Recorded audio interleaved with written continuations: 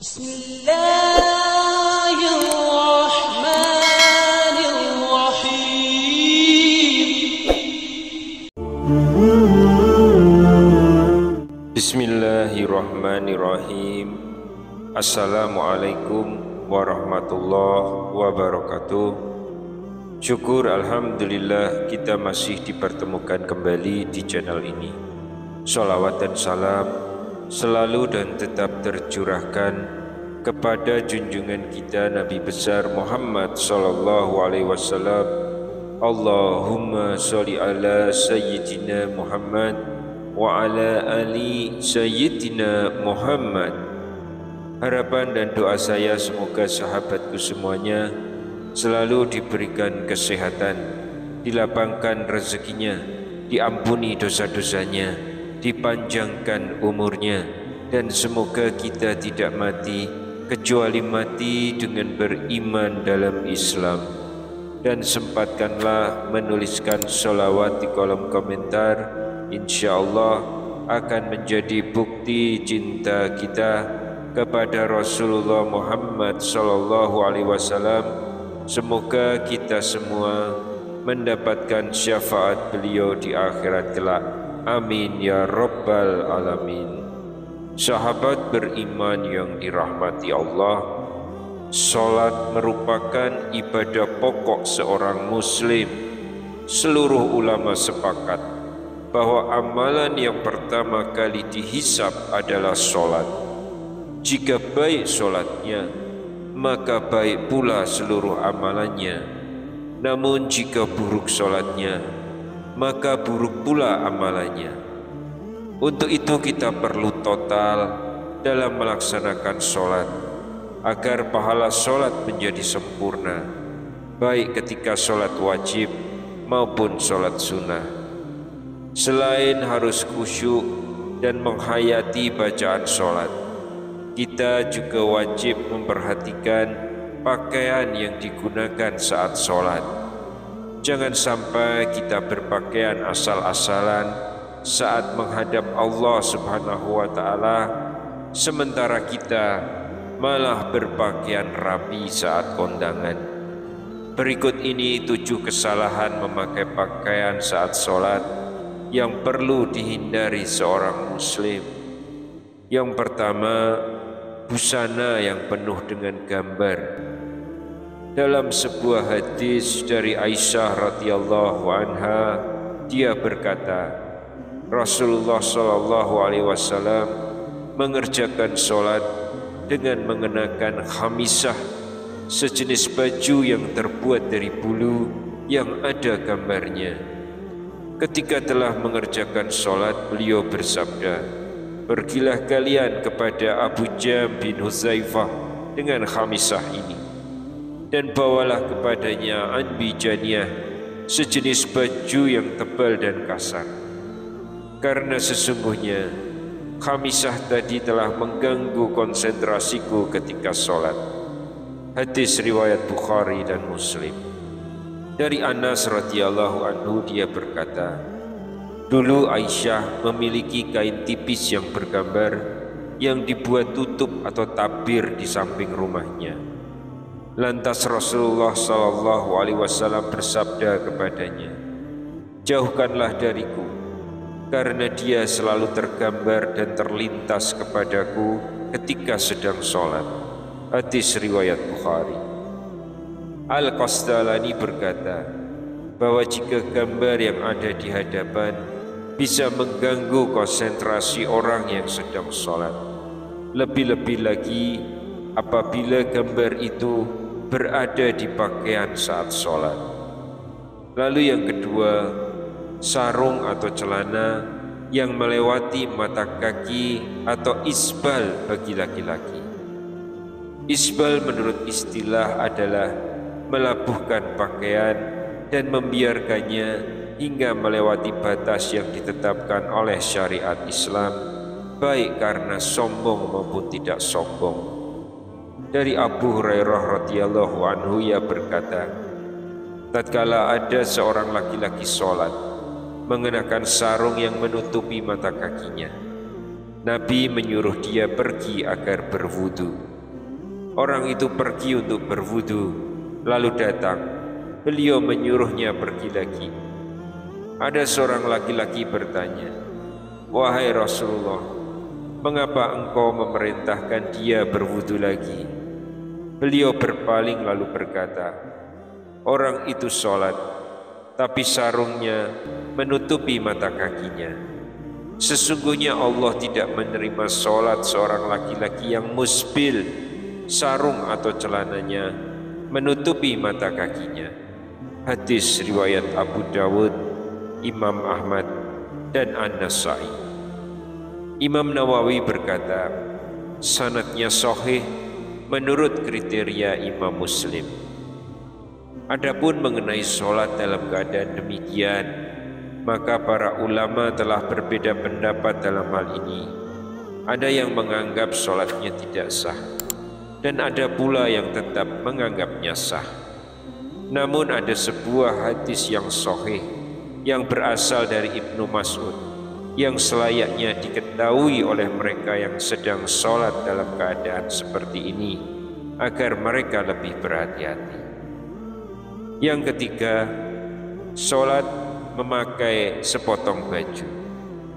Allah Subhanahu wa ta'ala berfirman dalam Quran surat Al-A'raf ayat 31, "Hai anak Adam, pakailah pakaianmu yang indah di setiap memasuki masjid." Yang dimaksud dengan kata al-masjid dalam ayat ini adalah sholat.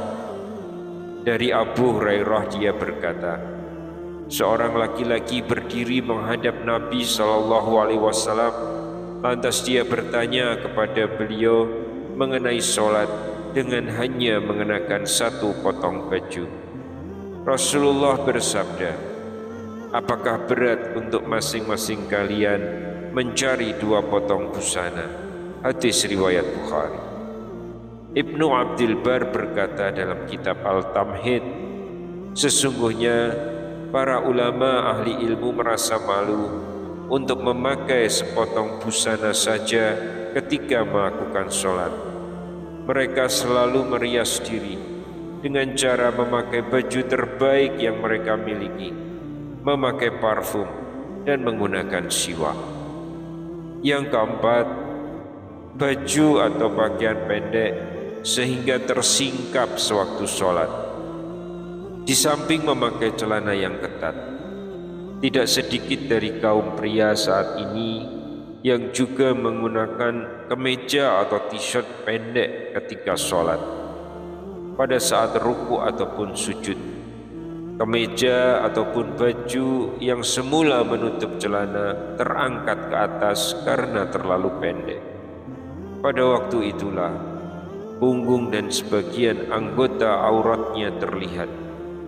Jika demikian, aurat yang semulanya tertutup menjadi terbuka, sedangkan dia sedang ruku atau sujud bersimpuh di hadapan Allah Subhanahu wa ta'ala. Semoga Allah melindungi kita dari perbuatan yang bodoh seperti ini, karena terbukanya aurat pada kondisi seperti itu bisa mengakibatkan sholat kita menjadi batal.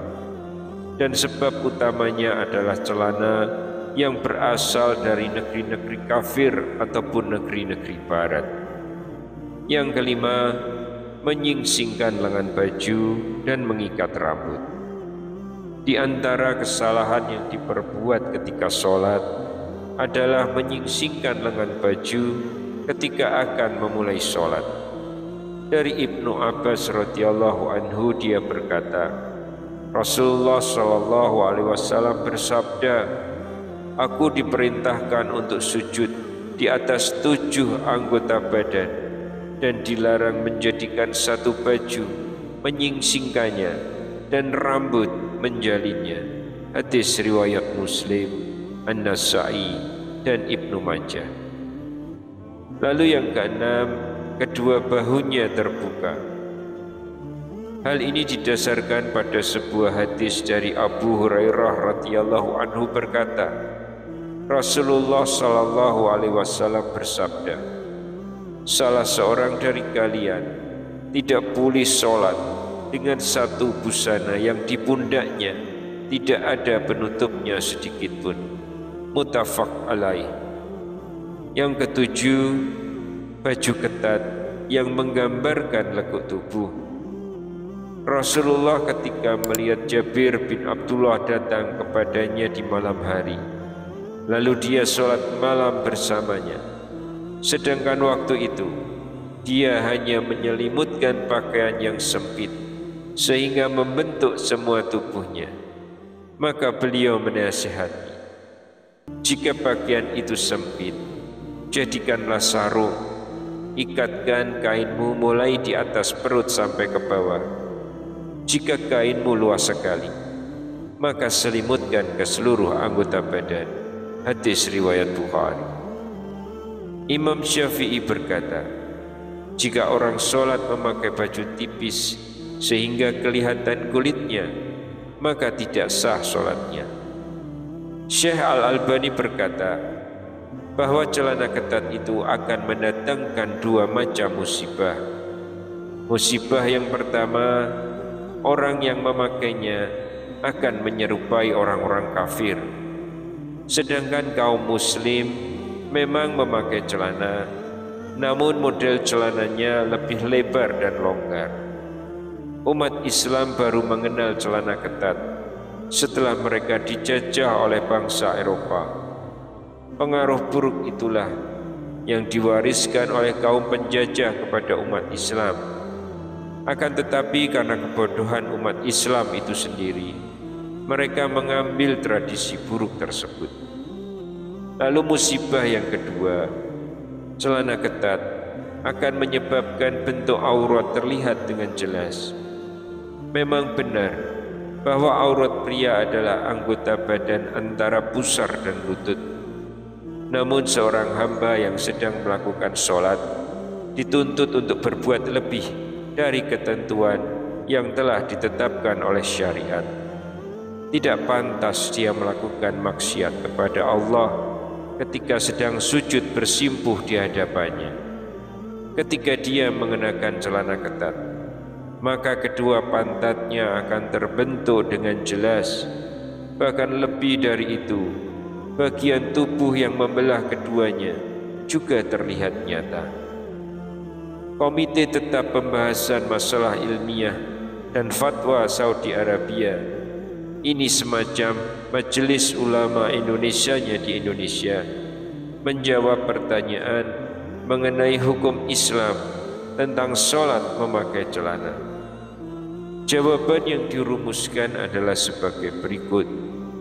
Jika pakaian tersebut tidak menyebabkan auratnya terbentuk dengan jelas karena modelnya longgar dan tidak transparan, sehingga anggota aurat tidak bisa dilihat dari belakang, maka boleh dipakai saat sholat. Namun jika busana itu terbuat dari bahan yang tipis sehingga memungkinkan aurat yang memakainya terlihat dari belakang, maka sholat yang dikerjakan batal hukumnya. Jika sifat busana yang dipakai hanya mempertajam atau memperjelas bentuk aurat saja, maka makruh mengenakan busana tersebut ketika sholat, terkecuali jika tidak ada busana lain yang dapat dikenakan.